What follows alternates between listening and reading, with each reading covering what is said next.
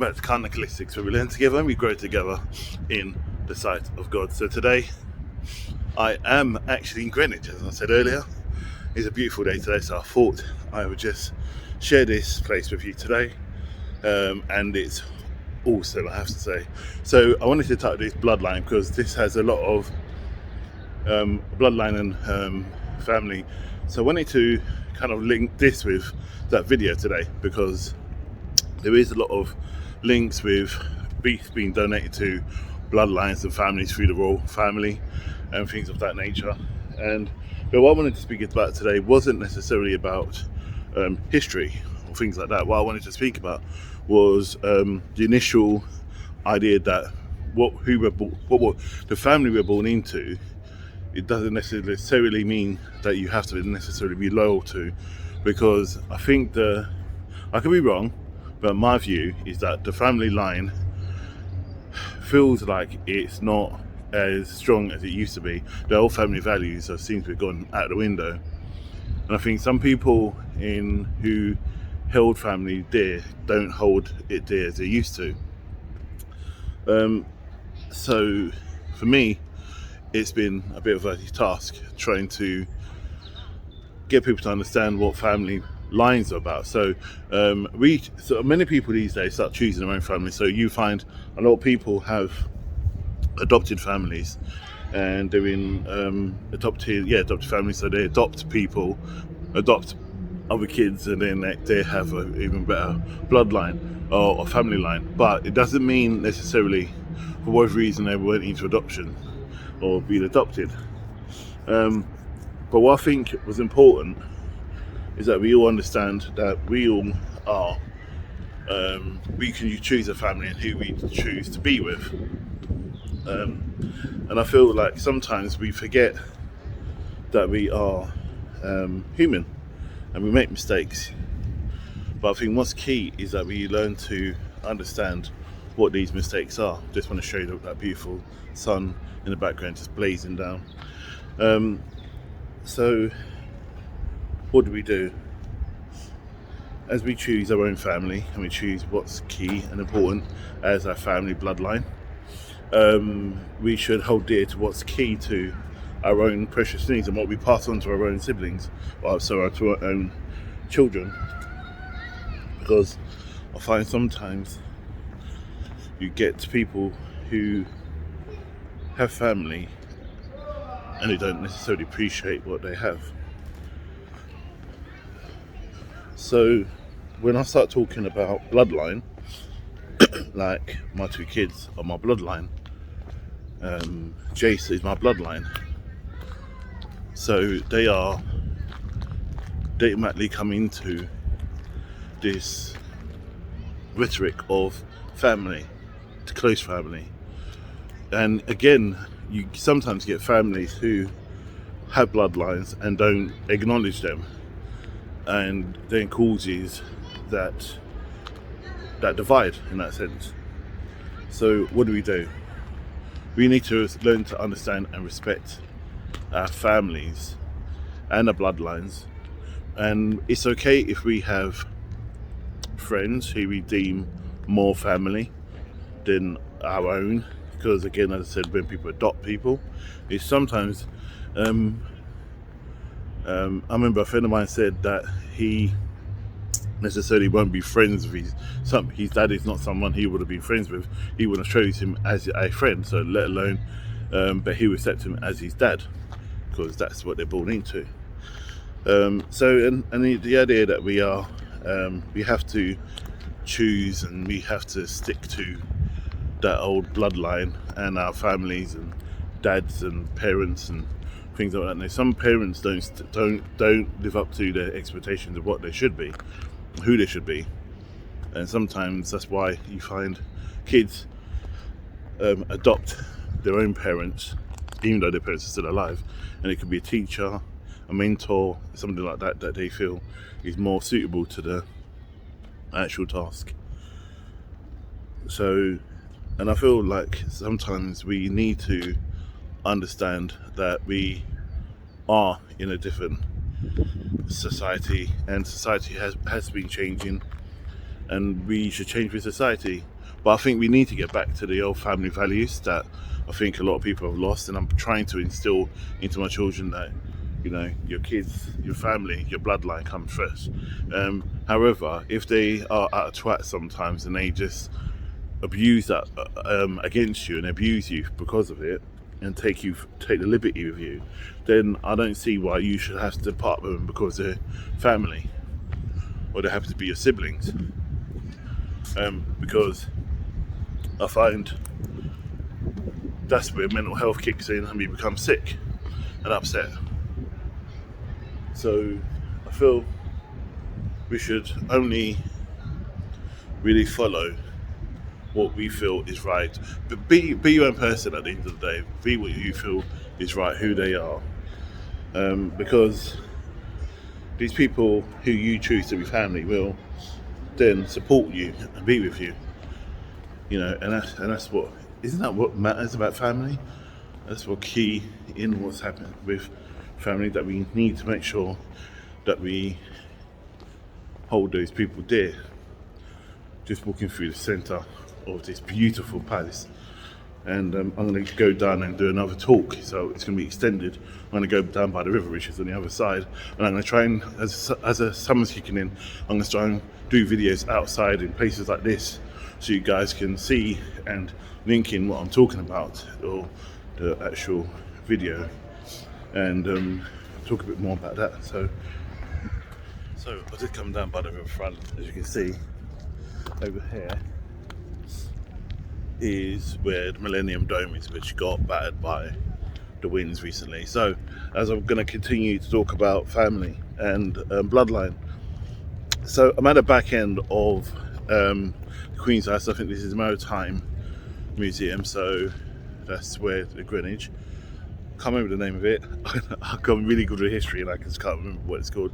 And there's a river. So this used to be where obviously the families, the Queen, if I remember correctly, I think it's Queen Charlotte, yeah, because I saw a guy dressed as King William, who was Queen Charlotte, who was actually mixed race.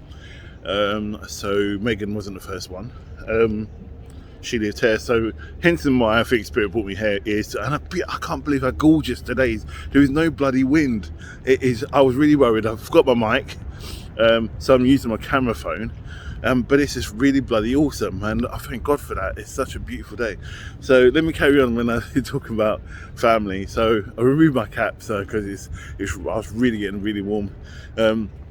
So family line is really important that we teach our children what family is really about, and being in this place gives me the feeling that we should value family, because as I walk around, you see families out, you see couples out, you see just see little kids really enjoying this space, and it's rare you see that. So I think what we need to do as parents, we need to instill those, and its brothers and sisters, to instill that into our next generation, then leaving it to letting everyone else deal with the situation, because this is such a beautiful place to really get your priorities in order.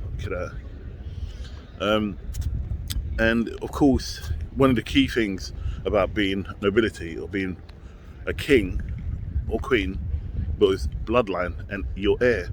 So this is, I think, why God brought me here, is that this is key to we need to remember, take on that kind of persona, that our heirs can conscious that my heir is going to be Jace, who is my son Josh's son, and he's my first bloodline, and there's going to be many more to come. And the key thing for me as well is being healthy for my kids, first of all, being healthy for my grandkids. And again, as I keep saying in my videos, is that I'm leaving all these videos behind for my grandchildren. I got the idea from Superman. You know when Superman Christopher goes into builds his temple, and then he pulls out the crystal and puts the crystal in, and then his father starts talking. he asked him questions and so on, and that's where I got the idea about speaking about who I am, so they have an idea of who their grandfather is and who their father is, as in my kids don't know who their father is, because all the things are my memories, my thoughts, my feelings that I put here, and YouTube is a really good place to kind of do that, to express yourself, and having opinions but not be too controversial. Or you don't need to swear, but this is why it's key. And I've said that to YouTube before when they contacted me about some of my stuff I put out. I said this is about me leaving a legacy behind, and this is why it's so key how it's portrayed. And they were like, yeah, that's really fine. Obviously they set parameters and boundaries, what you can't do, can't say, and same thing I do with my kids. My girl was probably in Liverpool. I woke up that this morning. So I think when I see this place, and when I spend some time around here, I'm going to go up to the market in a minute, and I see this place, and I remember taking my kids there. Josh used to love coming in because he used to go to the Wartime Museum with me. And it's the first time he really realised that black people took part in the First World War and the Second World War. In fact, they took part in a lot of the wars that this country has gone into and continue to serve as parts of the British colony. But I think with Bloodline, I think people, I know sometimes in my family, just feel that they got a divine right, that you have to be a certain way. It's a two-way street to be family. It's a two-way street. Family. I just read this thing by George Bernard Shaw that says family is the first experience of heaven. And if you get the family right, you can have a blissful life. You can have a heaven on earth. You can enjoy yourself and really live in that rhetoric of knowing that life is grand. It's I just read something. My eyes have got drawn over to the shard, which is, I don't know if you can see it. The shard is about here, I think. But I'll point it out when I do the video, and I edit the video.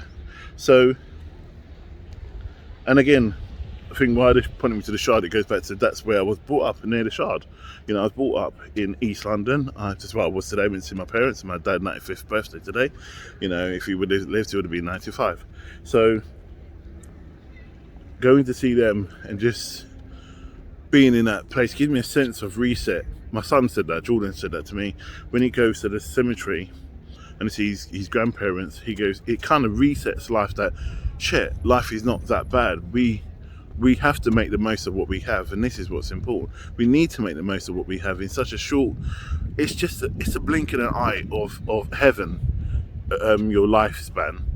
So we need to try and really value what we have and who we have and who we align with, even if it's for a short season, even if it's for a couple of days, even if for a year, 2 years, or a lifetime. These people are key to our survival. They are massively important. And I think the beautiful thing about being in London as well for me, and I'm blessed being in this country, is that you can walk around and you can just talk in your camera and people don't bat an eyelid. It's really cool. People like look, and then they listen and they move on. But they just got used to the idea, like just a minute ago, and they get used to the idea that people do things for YouTube here, and people come out and talk, and they don't like go, what's he doing? So again, let me talk about Bloodline. So Bloodline is important, that you value what your bloodline is, that when you get together and you make sure that you find your bloodline, the person you're going to have your children with. And it's important to set representations for your bloodline. I'm constantly aware that, as I said to my kids, it's like your children would always be looking at you, even though you think they're not looking at you. I know my kids always constantly did. I know I needed to know. I needed to know that I was getting everything right, or to the best of my ability, because I know that my kids were looking and watching me, how I do things, how I was driving, how I was acting, how I react to things, and they instill stuff like that. And I see, especially Josh, kind of having the same reflection how he is as a parent with little Jace, and I think at the end of the day, now we, as parents, and as your kids grow up, and as my kids grow up, we're gonna get it wrong, right? We're gonna get it wrong. The important thing is that you acknowledge it. You don't try it. You lie about it. You just say, you're human. You're gonna get shit wrong. You're not perfect. You're not God. So we're all going to get something wrong, but as long as we don't keep continuing to get it wrong and making the same mistakes over and over again, and being true to ourselves, and I think that's what's important about what I think, for me and my children, have found that as having a family is key. And as I said, what George Bernard Shaw said in that quote I said earlier, when he said family is a part of the beginning of heaven on earth. It is a part of heaven on earth. It can be bliss, because when you die and you go to heaven, you're with family, past ones that have gone before you, your parents, if they passed before you. If you go before your parents, when your parents come over to meet you, you'll be with them again. And it's so sad to think that people don't feel that's what happens, because it is. Again, as I said, it's my feeling and what I feel and what I've seen. But everyone has their own views on death and life and all that lot, and I'm not going to get into that. But what I want to say is, don't be afraid to be different. Don't be afraid to raise your kids differently. I'm going to walk up to the Catty Sark. I think it's over there. I saw there's a boat I'm really interested in seeing. So I'm going to end on that. If there's anything extra and I get that and I edit onto this, I apologise, because maybe there's something they're showing me. So stay blessed, stay safe, and God bless. And thanks for listening, and namaste.